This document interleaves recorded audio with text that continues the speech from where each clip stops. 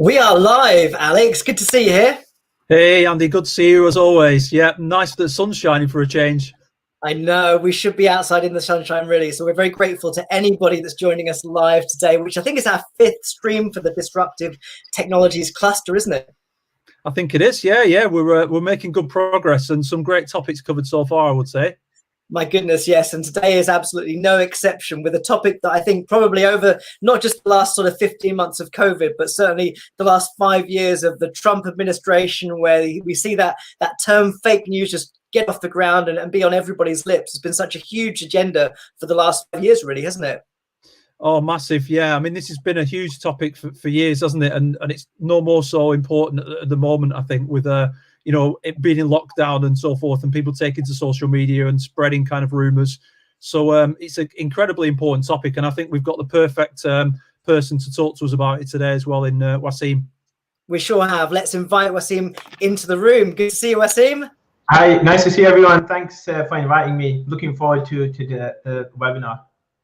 Thanks a lot, Wasim. And it's been probably 5 or 6 years now, isn't it, since we first kind of crossed paths on our interest on social media and social network analysis. And I mean, you presented at our creative entrepreneur event, didn't you, about 5 years ago at Media City? Yeah. I was in I think the second year of my PhD at the time, and you guys called me along, and I gave a talk. I think it was on social network analysis of sports-related data. Yeah. Excellent. And now you're lecturing digital business at Newcastle University. So you've done amazingly well over the last since we first met 5-6 years ago as a PhD student. You've been making some amazing waves in kind of academia and in practice as well, haven't you? Yeah, and thanks. It's been nice to work with you as well on some great projects as well. But thanks for all the support. Wonderful. Thanks a lot. So I think we're going to have 15 minutes of presentation from you, Wasim, and then we're going to jump into conversation. I'm fascinated to hear what you've got to say. And the floor is yours. So over to you. Great. Thank you. I'll just share the screen.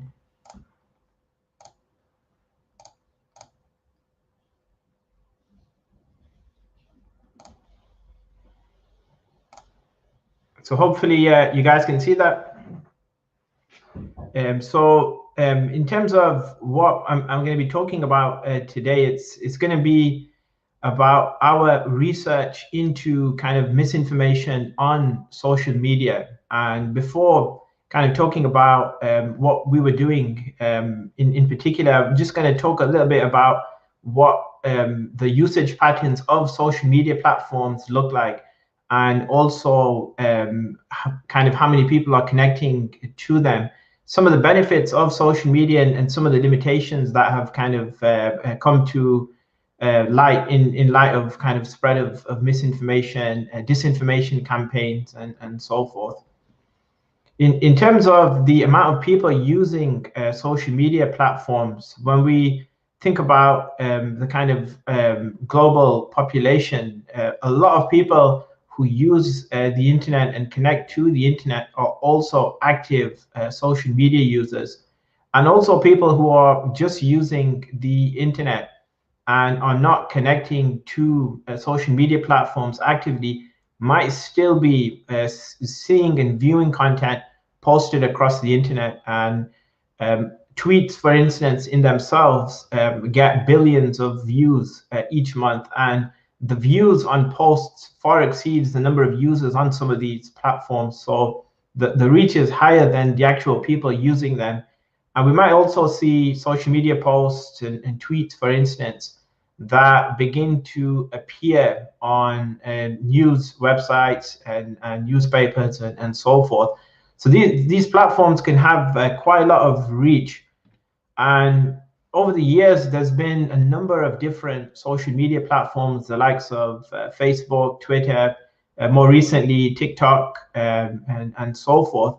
And a lot of people have started to use these platforms, and some of the benefits have been allowing people to kind of connect with each other all around the world, keep in touch with old friends. Facebook, for instance, has been used during disasters. Same with Twitter as well. There's been a lot of research around that area. So there has been a lot of benefits in terms of kind of helping people, but also if you think about the creation of jobs that some of these platforms has created as well, that didn't exist before, kind of digital marketing manager, social media marketing, and so forth. And it's also allowed brands kind of an additional channel to kind of target consumers. But although there's been a lot of benefits to some of these platforms, because they have such a high reach, and because the platforms allow anyone to kind of just share information without it being kind of audited or kind of checked over, these platforms can also contain a lot of misinformation as well. So these are the user numbers, the number of active social media users across these platforms. And the most popular platform is Facebook, followed by YouTube, and WhatsApp, Facebook Messenger, and so forth. And on these platforms, sometimes all it takes is one user with a lot of followers or a group of users to share a post, a series of posts containing misinformation, and then suddenly they can spread not only on that platform itself, but also across these other platforms as well. So we've seen that in our work, when people share something on Twitter, it might start appearing on YouTube and the other way around as well. So they can kind of cascade across these different platforms. And all of these platforms, as I mentioned before, are generating vast amount of data. It's been beneficial for academics to kind of get this data, study it, and analyze it. But again, also from the kind of misinformation perspective, one kind of viral tweet or a couple of posts can kind of have negative outcomes for public health if people start to believe and share them.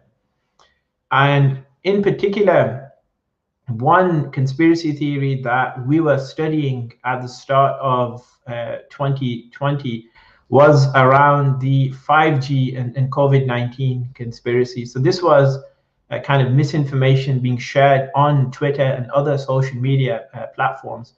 And we became interested in this because we saw that it was trending on Twitter.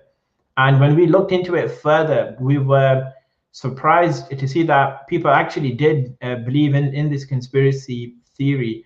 And in the UK, there had been reports of telecom workers setting up some of these 5G towers being either verbally abused or physically threatened. And the chief of Vodafone even came out and pleaded with people on LinkedIn to kind of inform them to stop doing this. There was also a hospital that had its 5G phone tower vandalized. And there were also cases across Europe as well. And one of the ways people can find out about this conspiracy is potentially through social media, through the likes of Twitter and so forth. So that's what we did in our research, and we were able to kind of get this data and analyze it for insight. And what we did was we used a tool that's available to academics, to students, and so forth, to actively get data from social media, from Twitter, obtain the data and analyze it for insight. And we performed a network analysis of the data content, and we made some visualizations, which I'll be showing you as well. Just before showing you the methodology we used, last night, actually, I was watching the TV program Homeland, kind of FBI, CIA-based drama looking at kind of politics and so forth. And in one of the episodes, season 7, episode 6, Species Jump, they actually use the methodology we used in the actual show. So this was a coincidence before kind of today. And they are trying to find out who's been spreading misinformation on Twitter. And they trace it down to a number of accounts. And in the show, they actually go through the procedure of spotting that misinformation. And they actually do social network analysis similar to what we did in our study. So they're able to visualize everybody talking on Twitter about a particular topic, and they're able to highlight the misinformation networks in red. And again, this is a method that is used by kind of security forces, but also referenced in popular culture quite a bit in terms of tracking people who are spreading misinformation and trying to find out if they are kind of bots or automated accounts. And this is what our network looked like when we looked at the 5G conspiracy theory. And we were able to take everybody talking about the conspiracy on Twitter and cluster them into a number of distinct groups, find out which users were more influential than others, who was spreading the theory, and also identify some of the key drivers in terms of websites and other influential sources. And there's a lot of kind of information published on interpreting social network graphs. And there's a number of shapes that might emerge that we can use to interpret our network. So for instance, the most popular method to kind of spread misinformation would be a broadcast shape and broadcast network structure, where one person kind of tweets and a large number of other people retweet that message. And we can study misinformation networks using some of these techniques to kind of find out who's spreading misinformation and finding those clusters of users that might be spreading it. We can also look at finding who's influential in terms of spreading information.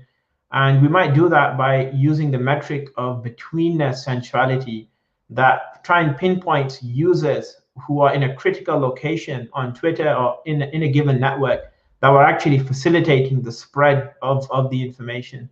But we can also draw on other methods as well, things like degree centrality, which looks at the number of kind of connections that the users had within the network. And we were able to find out the kind of main users in terms of betweenness centrality on Twitter related to this conspiracy. And we found that ordinary citizens tended to be influential in actually spreading and maintaining this particular conspiracy theory. But we also found that one individual particular account named the 5G coronavirus dedicated account was actually set up to tag other users and tell them about the conspiracy, a kind of campaign to get this information out. And this account was allowed to send many tweets before it was removed. And we actually saw that within our network, this account kind of appeared as a cluster, an influential cluster.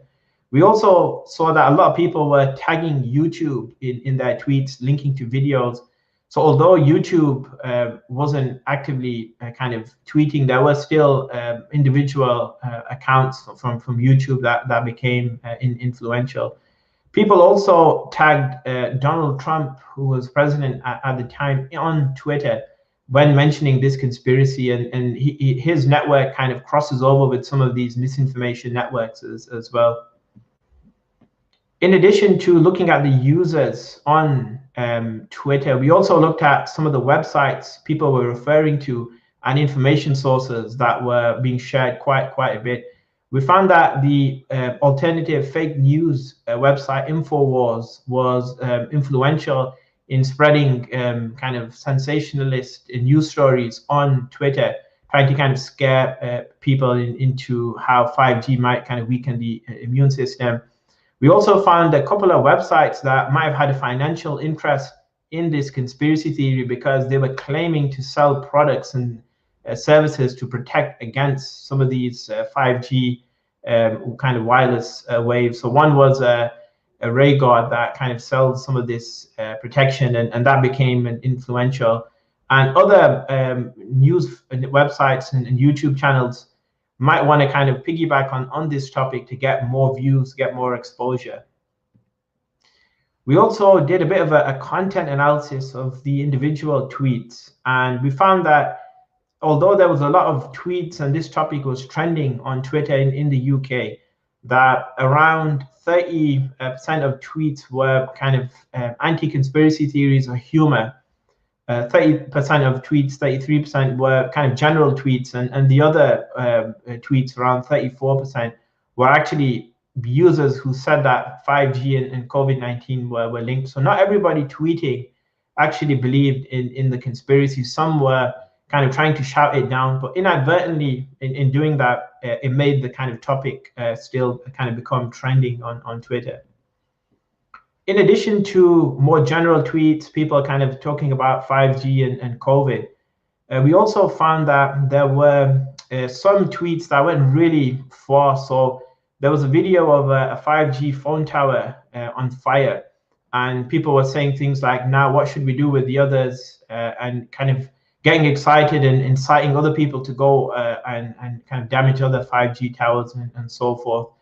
A lot of these tweets were eventually removed, but at the time it was happening, it was kind of spreading quite fast. So some of these tweets potentially might have kind of gone against some of the terms and conditions of the platform as well. We also looked at the top domains, and this is useful to do because although if a YouTube video doesn't have that many views, it might not appear as a website most frequently occurring in the data set. But if we look at just the domain level data, YouTube appeared highly. So that means there might have been many YouTube videos that had a small number of shares, but in aggregate, there were quite a lot of them. So that also points back to how misinformation can actually cross over different platforms. And there were cases of YouTube videos of people claiming to be doctors and other scientists who were kind of talking about the link between 5G and COVID-19 and some of these other conspiracies as well. And again, we've got news stories from InfoWars and that service kind of selling this, claiming to sell protection against 5G. What we also did was we used some of our methods from the 5G conspiracy, and we also applied them to another conspiracy that was more influential in the United States. And that one claimed that the whole COVID-19 pandemic was a hoax, and to prove it, that people should take their devices, go to hospitals and actually film them. And there were cases in the UK and other places where people had attempted to kind of go and do this. And this also got a lot of traction on Twitter as well, and a lot of people were kind of sharing it. Recently, research also found that people who believe in some of these conspiracies might also be less likely to engage with government kind of regulations as well, and more likely to go against any potential kind of lockdown rules and so forth. In this study, what we also did was, in this Film Your Hospital conspiracy, we also looked at whether the users in the network were genuine accounts or automated accounts, whether they were bots. So we took a systematic random sample of all the data, and we ran it through a tool called Botometer. And we found that around 9.2 of the sample were potentially highly suspicious accounts or bots, but a majority of tweets appeared to be genuine using this tool. So around 90% of people who are kind of genuinely believing and kind of tweeting and actually trying to kind of share this conspiracy. So based on our kind of research, we came up with a number of recommendations. And firstly, we talked about how you can actually use some of these methods, and health authorities and the likes can actually use this method to actually instantly get data from these platforms and quickly audit it and see who's spreading this information to kind of counteract it. We also found that you can actually highlight individual accounts very quickly that might be spreading this conspiracy, so you can see what they're saying and kind of respond to them from a public health perspective. We also kind of mentioned how closing some of these accounts quicker might kind of spread the misinformation networks, how that might kind of stop misinformation spreading. Other potential recommendations were around encouraging people to report misinformation if they see it on social media, so potentially it could be removed more quickly. We also suggested that in addition to kind of government accounts tweeting and posting, non-government related accounts, not public figures, not political figures, could be used, such as kind of general influencers or other bodies, to actually tweet against misinformation on Twitter and Facebook. There has been some work that's shown people might be less likely to listen to a kind of official government-based account. And if you look at some of the government-based adverts and messages on Facebook and other platforms, if you read the comments kind of underneath them, there's a lot of skepticism and so forth. So there were some councils kind of experimenting with actually using influencers to counteract misinformation.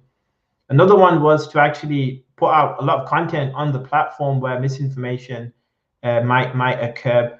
And in this paper, we also had some co-authors, some with kind of medical backgrounds, and they were talking about how we should also understand the context of the fake news and the misinformation, why it's spreading, and the kind of causes behind it. Are people afraid? Does the theory propose a risk? And then kind of using facts to kind of argue against people's views.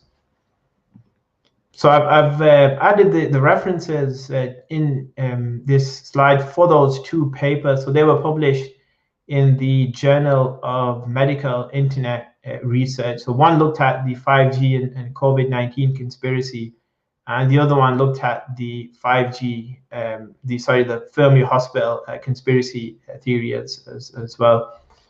So that was it for a kind of overview of what we did in our research and how kind of misinformation was spreading in the early phases of the pandemic, and how we can actually use some of these tools to kind of analyze the data. Fantastic. Thank you so much. That was a real whirlwind. I mean, fantastic to see the impact of that research as well. I think it's been such an extraordinary time to be studying social media that it's really insightful to get a sense of how misinformation actually spreads. And I was quite blown away by hearing about how even small posts that don't get a lot of shares can be so influential. Alex, what was your view on that? Yeah, absolutely. It's mind-blowing stuff. And just to echo that, I mean, this research has been it's been made open access, hasn't it, Wasim? And it's been viewed a lot of times. So it's brilliant to see kind of, academic research really making an impact on the global stage, not just in kind of, academic circles, but making a real difference in the world. So, and I think that's critical, isn't it, for for research these days to make a difference, and it certainly has done here. It's raised some really interesting questions. I know I've got a long list of things to ask, but yeah, I mean, me too. I guess for me, Alex, I suppose I start off by thinking again what we're doing this series for, and it's part of the Disruptive Technologies Research Cluster. Yeah. And I'm always sort of thinking when I hear our presenters speak, what is it about this world that's disruptive here? So I wonder, Wasim, how do you see the sort of role of disruptive technology in this? Because I guess you would say initially that platforms like Twitter, social media environments were kind of disruptive in terms of destabilizing the sort of established broadcasters within society and transferring it over to citizens who could get their messages across. Do you see that social media, and perhaps Twitter specifically, are still disruptive, or were they ever disruptive for you? Yeah, so that's a great question. So one of the platforms I use as an example in my teaching for a disruptive platform is YouTube. So if we look at YouTube over the years, in the early phases around 2011-12, there was around 2 hours of content uploaded on YouTube every minute. And now that's gone up to maybe over 500 hours of content uploaded onto YouTube every single minute. And a lot of people have started to kind of use this platform for kind of getting their dose of entertainment. And some of the YouTube influencers themselves, they're spending millions now on just making a single video.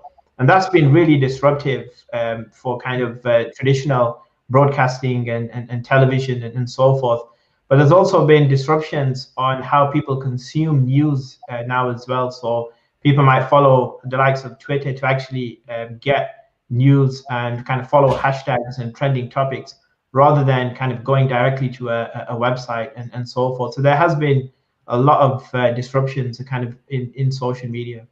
I'd agree with that. I think, say we think about disruptive technology, sometimes we think about the ones that are kind of newer or kind of changing things in a like we've kind of lived and grown up with social media now, and it feels so embedded into society that it's almost like it doesn't feel like a new tech. But in some ways, it's the most disruptive of all, and it's been most disruptive in the last few years than ever before. If you look at political elections and with COVID-19 and misinformation, it's like you said at the beginning, Wasim, it's kind of disruptive in a positive way or disruptive in a negative way as well. So it's I still think that's kind of an important aspect when we're talking about disruptive technologies, definitely, particularly when you look at misinformation.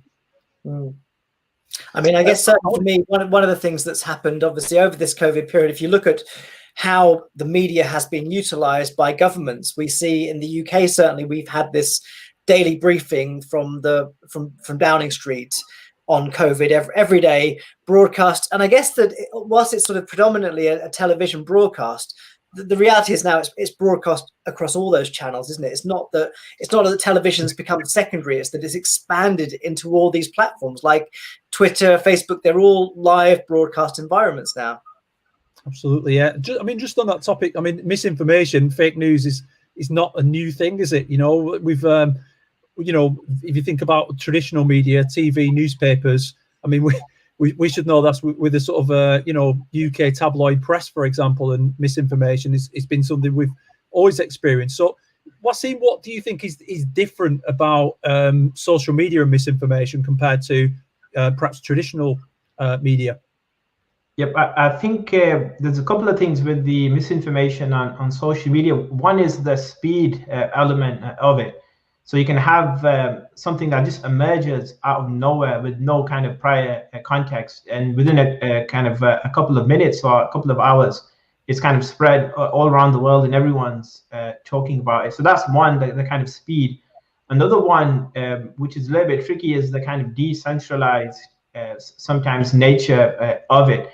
That makes it tricky to see where it's coming from and to actually track it. So it can kind of spread quickly, and you don't know where it's coming from. It can be harder to kind of spot where it might be coming from as well. So anyone can kind of create it, and then if you try to stop it, you remove those accounts. There's another account just kind of pops up, and it just keeps going on and on. We've got a question that relates to that within the chat coming out of our YouTube stream, and I wonder if you'd comment on this one as well. So it's from Sarah in YouTube. Mainstream media is shared on social media. Is there any relationship between the two in terms of misinformation? And I think I'd like to hear more from Sarah as to what that question means. But I guess it's really interesting to think about how governments or how organizations are using those different platforms to get across messages. And is it that the more social media that we have, the more misinformation that we have? Is it sort of growing in that way? Yep, and also sometimes you can get news outlets reporting on misinformation, and people on social media might pick up on it and then try and expand on it or twist it a little bit more and repackage it, and then kind of send it out again and then say, look, it was reported in this outlet, it was reported in this outlet, and kind of take that a bit further.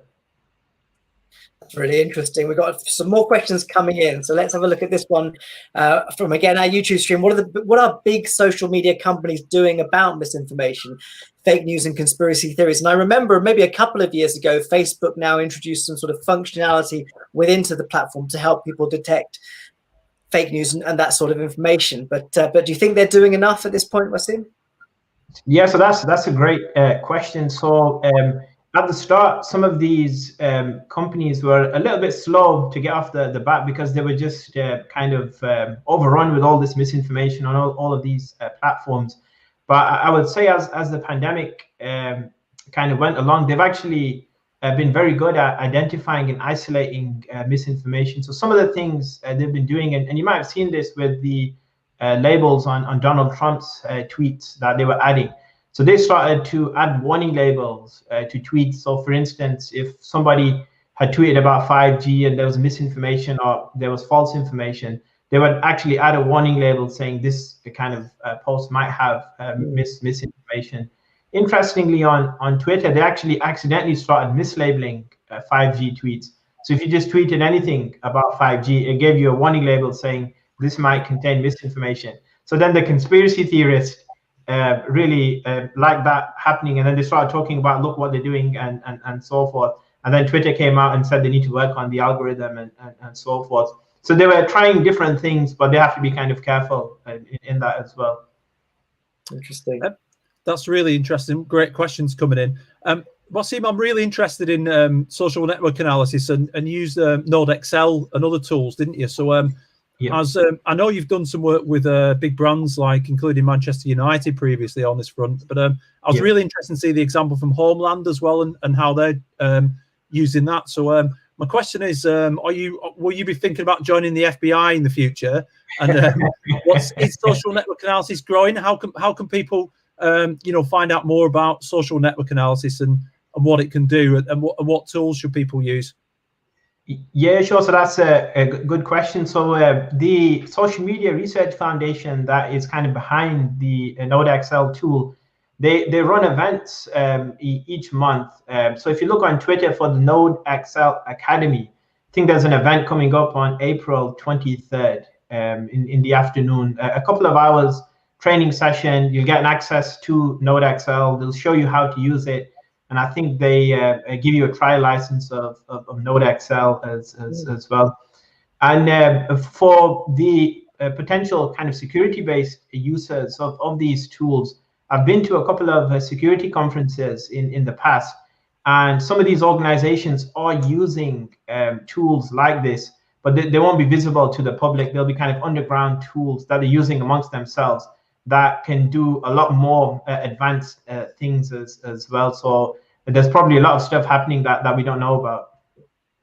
Really interesting. We've got another comment coming into our YouTube stream from Maxwell. It's really a comment about the trending abuse on social media. I mean, I feel like over the years, I think I've been on Twitter for over 10 years now. And of course, you see people essentially just get rid of the platform because they feel it's too abusive.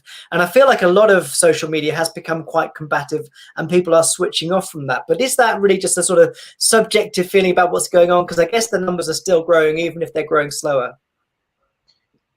Yeah. So that's a great question as well. And Alex and I were involved in a project looking at some of this as well.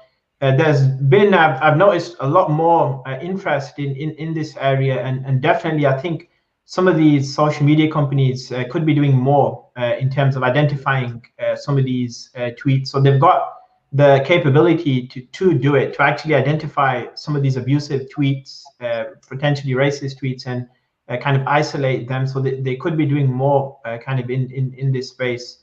But as you mentioned, although there was a lot of news about people leaving the likes of Facebook and Twitter and moving to other platforms, they're still seeing kind of steady increases in the user base.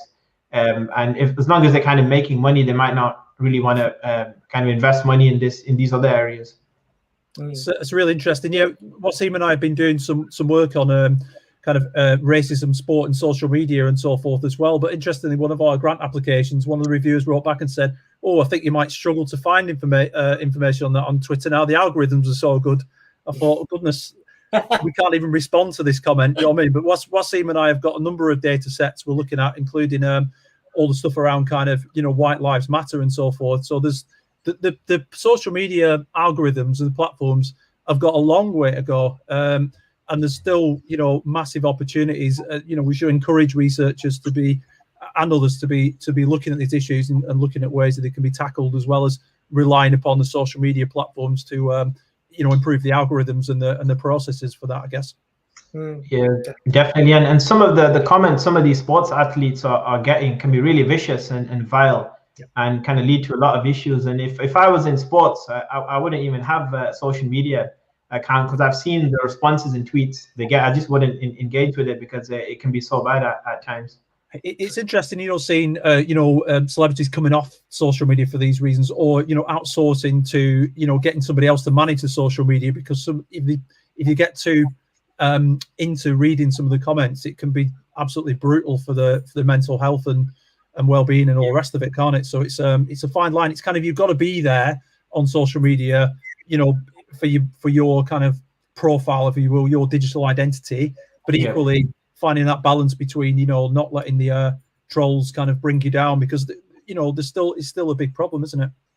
Yep, and some of these trolls, they want a kind of a reaction out of the people. They might not even have malicious intent. If they get a like, a reply, or something like that, it kind of brings them satisfaction, and they might not even believe in some of the stuff they're saying.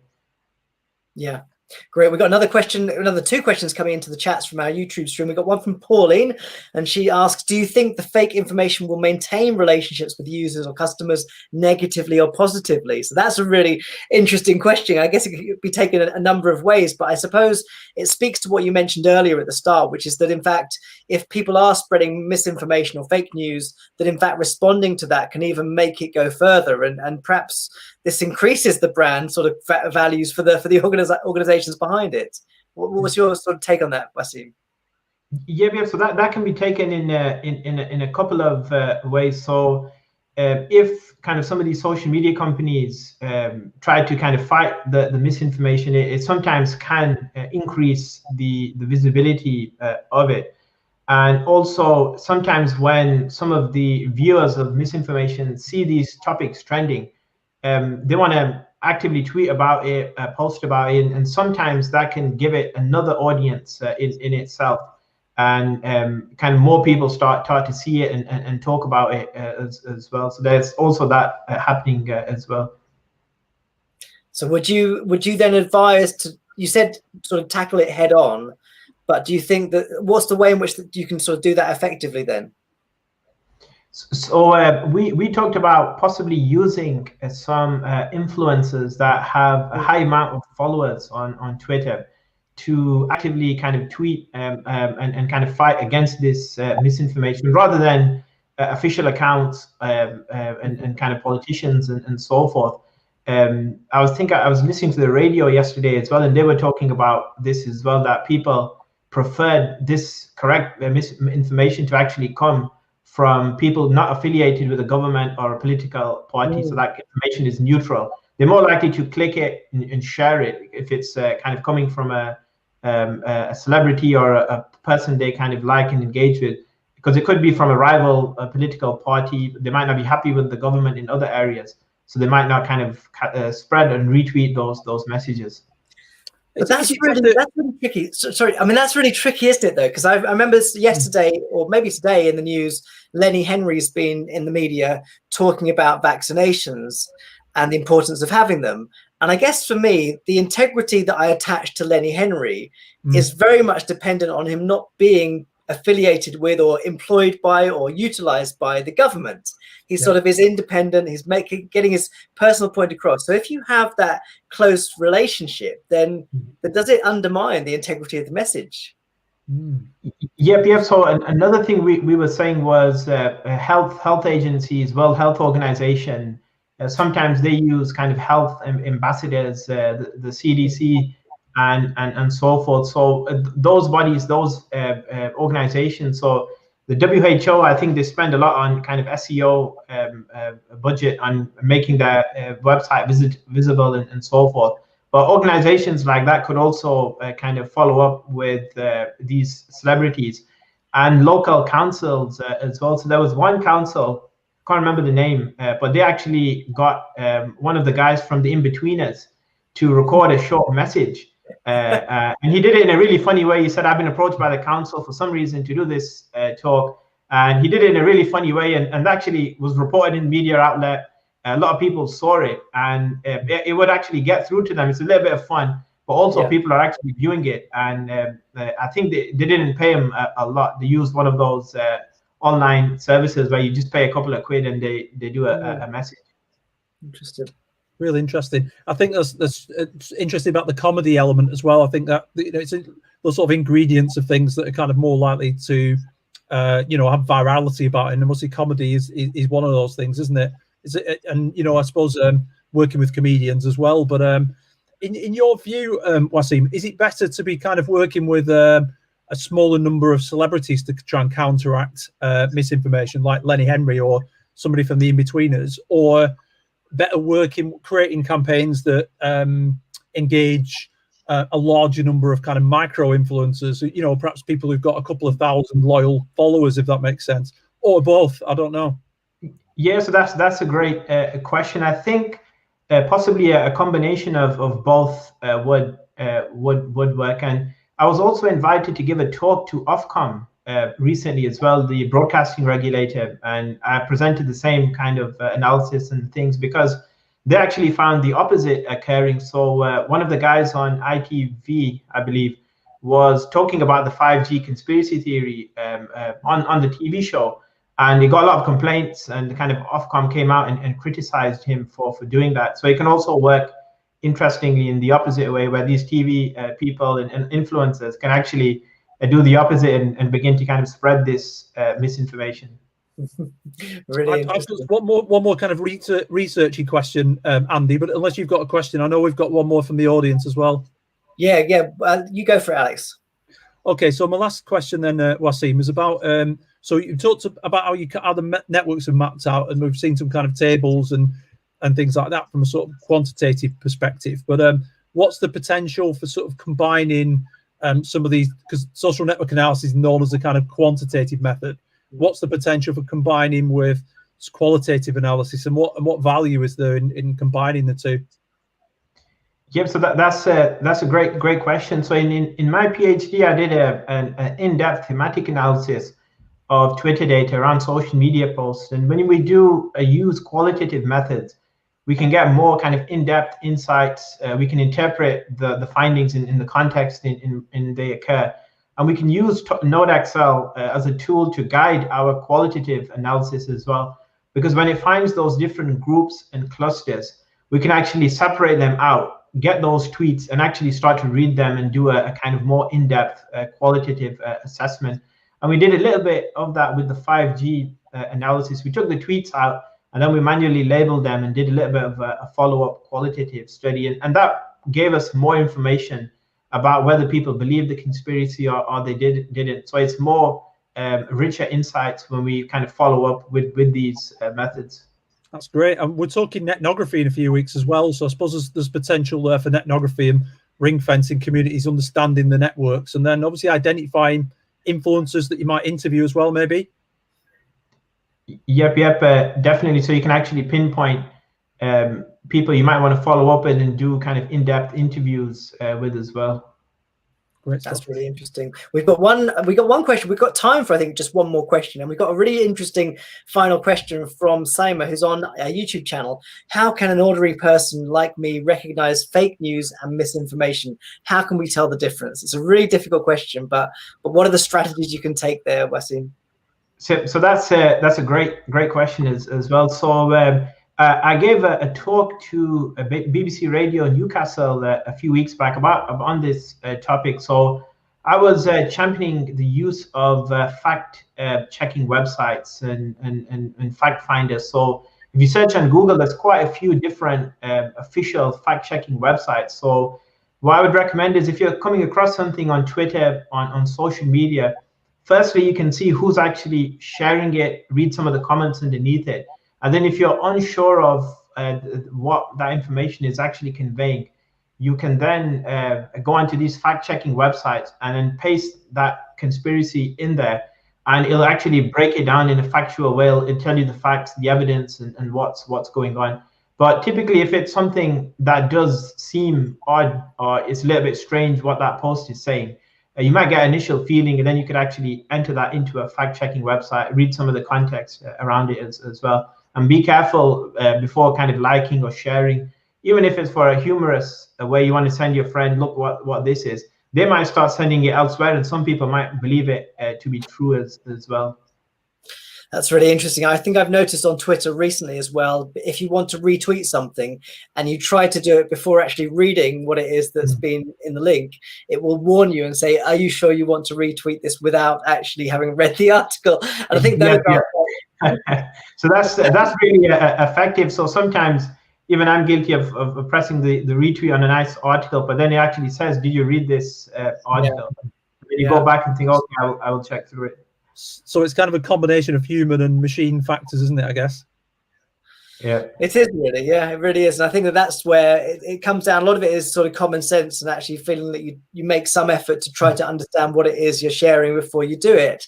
But I do think also having your own sort of trusted network of people that you think are, and you've built a sort of awareness of what they're sharing, and it's built that kind of credibility in your own mind about what they're doing. And I think ultimately that's often what we rely on in society. We rely on trusted others who we think are doing good work, and it's challenging because we don't all have time to research things in depth. And I think that trusted network is a really important part of it.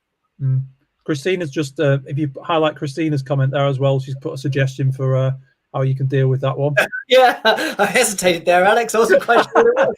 So I trust Christina implicitly to give good advice without winding us up. Do you know this tool, Alex? Can you just tell us what it is? So no, I'm not familiar with that one, but I'm gonna Google it now. Yeah, that could be everyone's time. It's around it's a test around sort of evaluating those sources as well. So yeah, that's there's a Wikipedia link to it as well. Checking the objective reliability of information sources across academic disciplines as well. So yeah, that is the best name for any application ever, I think. Absolutely. Yeah, so unfortunately, we do have questions coming in, but we are out of time. So thank you so much, Wasim, for being here and sharing just how much you've been working on. You've had a very busy 15 months, I think. Absolutely. And some of these great questions here as well. I mean, we'd encourage people. We can try and pick some of them up on Twitter afterwards. But obviously, as always, get in touch with us through the website. You find Wasim on Twitter or LinkedIn, no problem at all. So I'm sure you'll be happy to pick up some of these questions afterwards, Wasim, right? But yeah, definitely. And thanks again for the invite. It's always nice to kind of talk with you guys and then collaborate with Salford University and the business school as well. You're doing some great work. It's an absolute pleasure working with you, Wasim, and thanks so much for talking to us about such an important topic. Some fantastic questions from our audience as well. Thanks everybody for joining us for that and for the really thoughtful and insightful questions, and of course the crap tool. Which is the best bit of the whole event. But we're back in a couple of weeks on the 14th of April with a fireside conversation between Naomi Timperley and Vikas Shah, which will be amazing, on thought economics. If you haven't seen Vikas's book, Thought Economics, then you must check it out. It's got interviews with some of the world's most famous people, and they're really insightful conversations about ideas, about technology. And so we'll be back in 2 weeks, I think, Alex, isn't it? Correct. Yeah, that's right. So yeah, I'm really looking forward to that one. And Naomi's going to pick up the mantle on that one for us as well. So I'm really looking forward to tuning into that one as an audience member for a change. So that'll be great. Definitely. So thanks very much again, Wasim, and we'll look forward to seeing everyone again next time. Thank you, guys. Thanks everyone. Thank you. Bye-bye. See you. Bye-bye.